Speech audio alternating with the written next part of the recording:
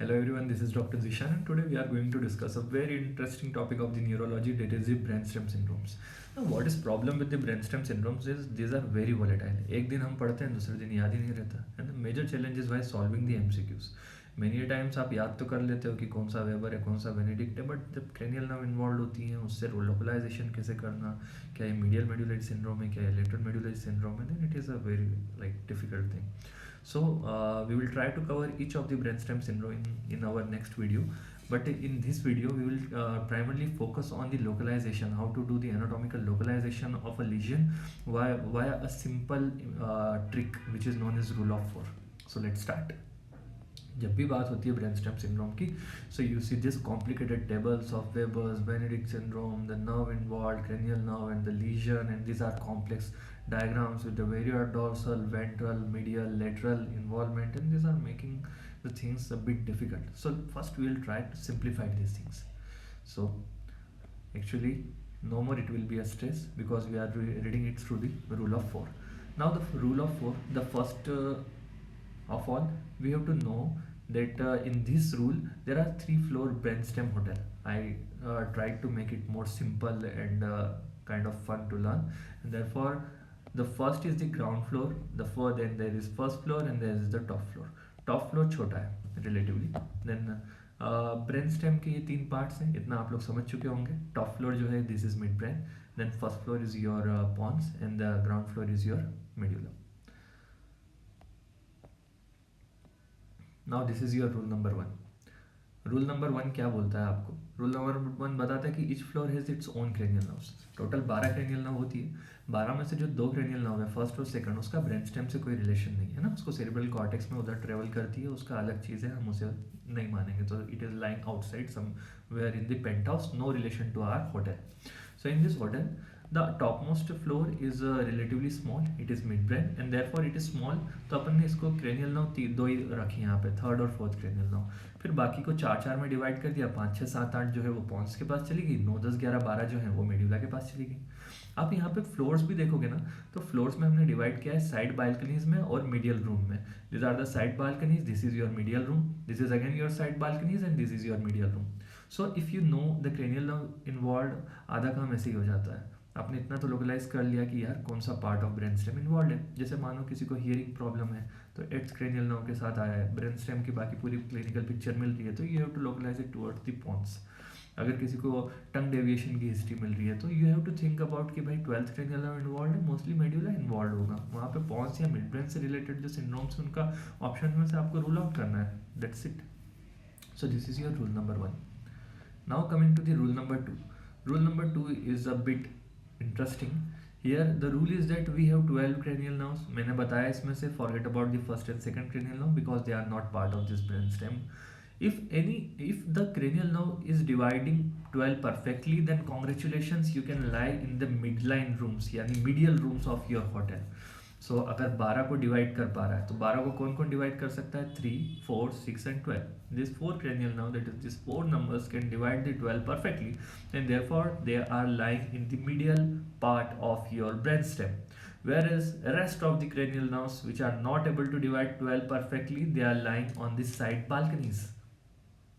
So this was our second rule. So इसका मतलब क्या हो गया? इसका मतलब हुआ कि थर्ड और फोर्थ मीडियली रहेंगी, सिक्स्थ को भी मीडियली मौका मिलेगा, ट्वेल्थ को भी मीडियल रहने का मौका मिलेगा. उसके अलावा 5, 7, 8, 9, 10 और 11 these are not able to divide 12 perfectly, so they are in this side balconies. Okay. So question is that if your patient is coming with the tongue deviation यानी 12th cranial nerve involved, easily you can make out यार 12th cranial nerve है तो यार ये तो ground floor है, that is medulla, और 12th is dividing 12 perfectly, so it is the medial. तो बात यहाँ पे ही खत्म हो जाती है. अगर brainstem से related आपको options दिए गए हैं तो it is the medial medullary syndrome only. You don't need to think much about it. So like this. Now coming forward. If your patient has the hearing problem, 8th cranial nerve is involved. Now the 8th cranial nerve is involved, it is not dividing the 12 perfectly, so it is lying in the side balcony. And 8th is a part of what? It is a part of first floor, that is your pons. So pons में lateral, it is somewhat lateral pontine syndrome. You can rule out anything else which if present in the option. Now coming to the rule number 3, which is also very important. Rule number 3 बोलता है जो भी चीज़ें M से start हो रही हैं they have to lie medially, they are lying medially. So M से क्या क्या चीज़ें स्टार्ट होती हैं? एम से 4 चीज़ें बहुत इंपॉर्टेंट स्टार्ट होती है. You have to remember them 4 aims. This are the motor pathway, corticospinal tract, this are lying medially. So अगर इसमें कोई लीजन होता है तो कॉन्ट्रोलेटरल हेमीपेरेसिस की कंप्लेन आपको देखने के लिए मिल सकती है. Second one is your medial lemniscus, which are carrying the fibers for the vibration in the proprioception. Then there MLF. MLF is the motor tracking movements of the eyeball. And then there is the motor nucleus of the cranial nerve, that is the 3, 4 and 6, 12. ये ऊपर वाले rule का ही एक तरह part हो गया है. तो दिस 4 एम्स लाइज मीडियली. अगर इनमें कोई भी लीजन मिलता है आपको, हेमीपेरेसिस देखने के लिए मिल रहा है, तो you have to think about कि medial part of the brain stem is involve. अगर आई मूवमेंट एब्नॉर्मलिटी है तो medial part of the brain stem is involve. अगर देर इज वाइब्रेशन और proprioception is impaired, medial part is involve. If motor nucleus, any of the motor nucleus like 3, 4, 6 जो basically I के लिए motor होता है, और 12 जो टंग के लिए मोटर होता है, this are involve, then yes, the medial part of the brain stem is involved. Now coming to the next rule, which is 4S, rule number 4, which is about 4S. It says that anything, that the 4 important things we are going to discuss that starts with the S lies in the side balconies. What are these 4S? This is very important. These 4S are mostly the sensory one, that is the spinocerebellar tract, which are bringing the fibers of from the spinal cord to the cerebellum, which are responsible for coordination and balance. Any lesion in these fibers can cause ataxia. Now the spinothalamic tract, bringing the fiber from the spinal cord to the thalamus, which is responsible for pain and temperature perception. Then there is sensory cranial nerve nucleus, nucleus 5, which is a sensory to the face. Ipsilateral half of the face is involved if some lesion is there. Then there is the sympathetic pathways. If lesion is there, then it causes the Horner syndrome.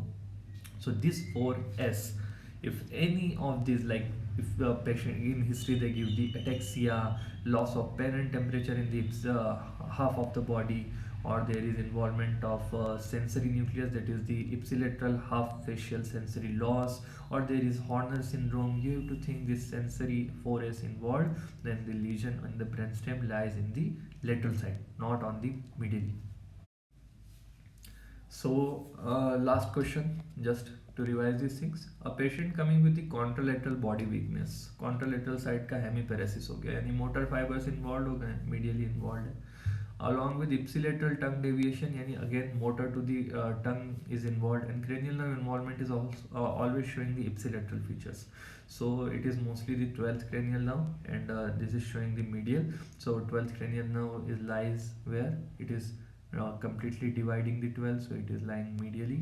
It lies in the ground floor, that is the medulla. So they are talking about the medial medullary syndrome.